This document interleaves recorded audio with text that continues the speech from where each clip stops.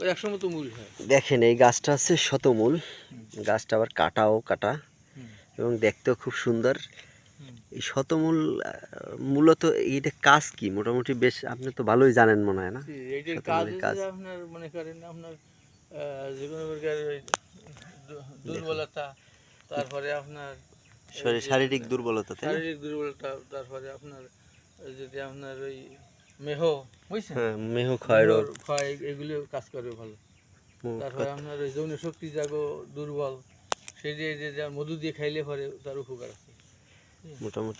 মোটামুটি কথা হচ্ছে মানুষের শারীরিক চাহিদার জন্য খুব প্রচণ্ড কাজ করে। শতমূল গাছটা দেখেন কি সুন্দর, গাছটা একদম মনে হয় আছে কিউট